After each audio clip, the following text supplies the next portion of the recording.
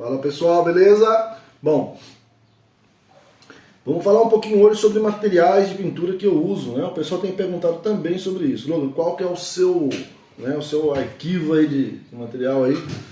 E tem materiais inusitados aqui, diferentes aí do que do comum, né? Então vamos lá. Lembrando que se você tem interesse na pintura, em aprender a pintura, né? Se você tem interesse em aprender profissionalmente a pintar as peças, né? Dentro do curso online tem um módulo especial só de pintura profissional de action figures. Lá eu ensino todos os truques, as dicas, né? Para você, todos os macetes ali, de maneira profissional, né? Tudo certinho, tá? É só você clicar abaixo aqui na descrição que você encontra o link, tá bom? Bom, a primeira coisa que você precisa ter, que eu acho que é o ideal para você ter, é um espaço com bastante luz. Essa luminária que eu tenho aqui, por exemplo, é uma luminária bem grande. Ela vai até o chão lá. E eu paguei, acho que na época, há um ano atrás, 2 anos atrás, R$250 pelo Mercado Livre. É uma luminária de chão, uma coisa assim que eu pesquisei lá. E ela faz movimento para todos os lados. Ela vai ficar bem alta, ela fica bem baixa. E a iluminação, ela tem o poder de mudar, às vezes, a tonalidade da tinta que você está usando. Então, se você está pintando num lugar muito escuro, você acha que aquela pintura está boa, a hora que você vai colocar ela perto da luz do sol ou perto de algum lugar mais claro, ela te diz que está mais escura ou mais clara. E isso é um problema, e até as tonalidades da tinta podem mudar. Então, a iluminação é o primeiro ponto que você vai ter que trabalhar. Isso não tem como correr, tá bom? Bom, falei nos vídeos anteriores aí sobre pincéis. Então pincel é uma coisa que eu tenho bastante pincel aqui. Fora isso aqui eu tenho uma quantidade guardada de pincéis que eu guardo e para ir trocando, né? Eu não deixo o pincel ficar muito destruído para trocar ele, porque ele precisa fazer um recorte bonito, um recorte certinho. Isso é muito importante. O que eu tenho que ter próximo a mim, sempre aqui próximo de mim, são os diluentes, solventes, para poder limpar as coisas e diluir as tintas. Então aqui eu tenho, ó, água, né? Eu uso água filtrada, não uso água da torneira, por alguns motivos. Que da mesma forma eu uso água filtrada para pintar com aquarela, né? Pode amarelar depois a tinta, vem muita coisa nessa água da torneira, eu não gosto de usar. Aqui em casa, por exemplo, a gente não toma água direto nem do galão, a gente compra um galão de água e passa no filtro de barro, que o filtro de barro brasileiro é considerado hoje a maneira mais eficaz do mundo, né, de filtrar. Então assim, a gente só usa água filtrada, eu só uso água filtrada para usar, porque algumas aquarelas minhas eu já vi que teve alguns probleminhas assim, às vezes a torneira pode vir com um restinho de barro, com alguma coisa, não sei. Na dúvida, água filtrada. Eu trabalho com 2 tipos de thinner, um thinner para limpeza geral, né, um thinner automotivo forte, né, para limpeza do aerógrafo, limpeza de pincel quando eu uso vernizes e coisas. E eu uso esse thinner especial para diluição do meu primer, né? Então assim, esses 3 ali. E aí eu tenho aqui sempre o limpa-vidros aqui, né? O álcool isopropílico no potinho ali também, que eu vou misturar. E eu faço aí o meu diluente da tinta que você sempre vê nas minhas coisas. Esse diluente é feito com 80% de veja limpa-vidros e 20% de álcool isopropílico. Não dá para misturar álcool de posto nessa mistura, tá? Até dá, mas ele não é um álcool igual ao álcool isopropílico, tá? Não é bom, não fica 100% igual ao álcool isopropílico, tá? Mas até dá. Outra coisa que você vai ver que eu tenho muitos potinhos, por exemplo, ó, aqui eu tenho para primer puro. Aqui eu tenho tinta só para pintar ossos. Aqui eu tenho, por exemplo, verniz brilhante, tá vendo lá? Então assim, esses potinhos eu compro eles e eu vou usando eles para tudo, Tanto esses aí, como esses aqui, menores, eu tenho um monte. Esses aqui então, ó, eu uso para fazer os tons de pele, né? Esses aqui então eu compro 1 tonelada disso daí. Porque às vezes acontece de eu fazer um personagem, por exemplo, como o lobisomem, por exemplo. Então de repente essa calça rasgada dele é uma calça mais antiga, uma calça como se fosse aquela calça de escravo, né, feito com tecido mais cru, algodão cru, tal, uma coisa assim. Então aquele tipo de como eu trabalho com linha de boneco, né, vários iguais, O que acontece é que às vezes dificilmente você acerta uma cor. Então eu anoto, além de eu anotar a cor, geralmente na parte de aqui eu coloco, por exemplo assim, lobisomem, calça, fundo. E aqui eu coloco a mistura atrás, eu escrevo, eu etiqueto ela e escrevo quais são as cores que eu usei. Isso é muito importante para você não se perder. As tintas que eu uso geralmente são essas aqui. Tá vendo? Tá? Só que eu estou para lançar agora um curso separado do curso lá. A gente vai estar montando um curso separado de pintura, só de pintura, onde eu vou ensinar alguns truques para vocês, por exemplo, como fazer cores de pele, várias cores de pele, morena, caucasiana, clara, rosada, escuro, tal, usando outras coisas, vou buscando ali vários ingredientes. E eu consigo fazer um tom de pele que não muda nunca, nunca. Sempre que você fizer vai ser o mesmo tom de pele. Não precisa medir quantidade de nada. Então é fantástico esse tipo de coisa. E eu descobri algumas coisas que você pode misturar nessa tinta nacional que transforma ela numa qualidade de uma tinta importada. Tá? Então esse curso novo a gente vai lançar. E isso tudo vai para você, por exemplo, com 20 anos de experiência produzindo action figures, 20 anos, né, trabalhando, dando aula. Então assim, são dicas e truques, são conhecimentos profissionais, profundos sobre pintura. Então são sempre coisas assim que valem a pena. Outra coisa que eu tenho muito, que você vai ver muito aqui, é copinho descartável de café e o copo grande para água. Tá? Eu tenho 2 copos de vidro pequeno que eu uso para poder usar o thinner, né? Aqui eu diluo para limpeza, para fazer as coisas. Aqui eu tenho lixa de diversas grossuras, vários tipos de cola. Devo ter acho que uns 8 tipos de cola diferentes ali. Vou poder fazer um vídeo só sobre isso aí depois para explicar. Aqui, por exemplo, eu tenho só lixa. Então eu tenho lixas de espuma, lixa de unha, lixa de vários tipos de lixa. Eu deixo vários tipos de lixa aqui. Isso é importante. Aqui eu tenho, por exemplo, aqui, ó, aquelas maquininhas de unha, que ela é mais suave. Tá vendo? Ela é um pouco mais suave. Tá vendo? Ela para.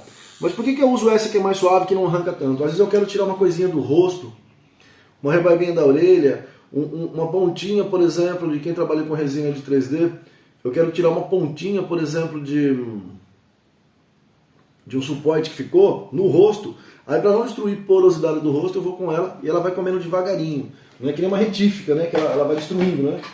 A retífica, por exemplo, é do meu lado, aqui, tá vendo? Ela já destrói, né? Ela é meio complicada. Eu tenho os aerógrafos, que eu uso esse e mais um que está ali. Eu uso aqui bisturi, né? Caneta para marcar as coisas, escovas de dente, várias escovas de dentes para fazer esguicho de sangue, porinho de pele, manchinha. Eu uso bastante. Eu uso esse mixer, que eu acho bem útil, na verdade. Ele é um mixer para tinta de tatuagem. Tá vendo? É muito barato hoje em dia isso aqui. Ele vem com várias pontinhas. Eu uso a mesma há anos. Tá vendo?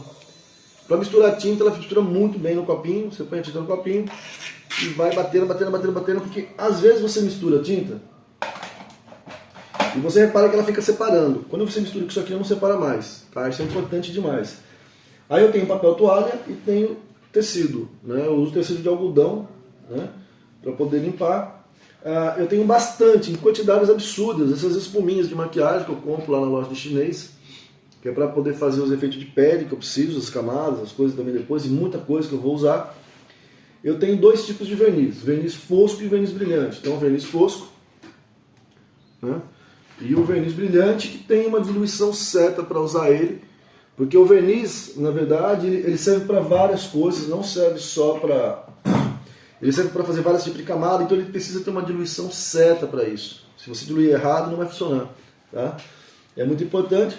Tenho aqui Durepox, que eu uso às vezes para dar acabamento, alguma coisinha que precisou. Eu tenho aqui algumas coisas que agora eu não vou mostrar, que é surpresa.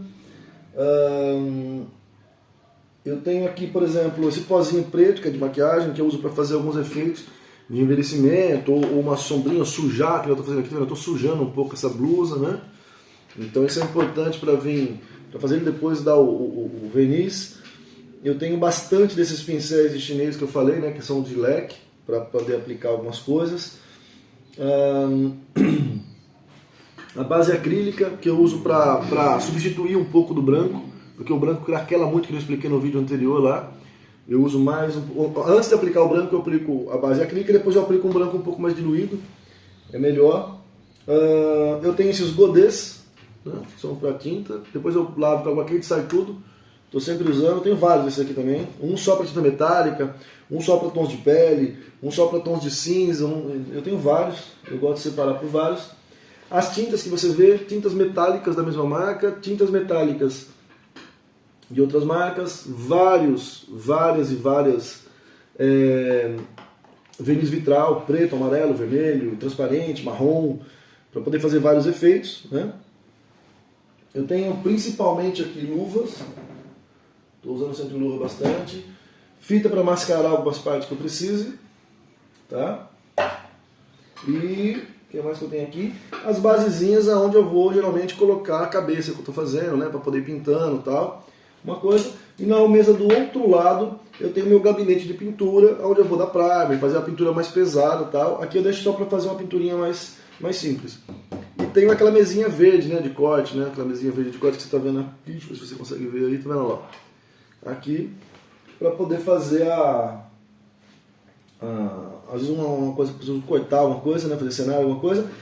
E do meu lado aqui fica o secador de cabelo e a retífica, tá? Então essa é a minha munição para conseguir fazer. Tenho estiletes, tenho vários tipos de coisa aqui, tá vendo? Vários tipos de coisa de corte. Aqui eu tenho o óculos de aumento, que vem com vários, é baratinho também, você consegue comprar. Isso que eu ganhei do Ed, um grande abraço pro Ed aí, meu aluno, meu amigo Ed. E basicamente é isso aí. É isso aí. Tá? Muita gente acha que para criar uma base, né, uma boa base de pintura, você precisa de uma grande quantidade de material, você precisa investir uma fortuna, e na verdade não é. Não é. Você precisa investir certo. Eu tenho bastante quantidade de materiais, que nem, por exemplo, só de marrom, por exemplo, se você pegar aqui, ó, do mesmo marrom, ó, eu tenho 2, 4, e vai vindo, ó, tem mais aqui, para aqui, eu tenho acho que uns 6 desse daqui. Mas por quê? Porque, como eu falei, eu tenho um fluxo de trabalho muito maior. Eu trabalho por linha, né? Eu estou fazendo vários lobisomens, várias coisas. Então, o que acontece?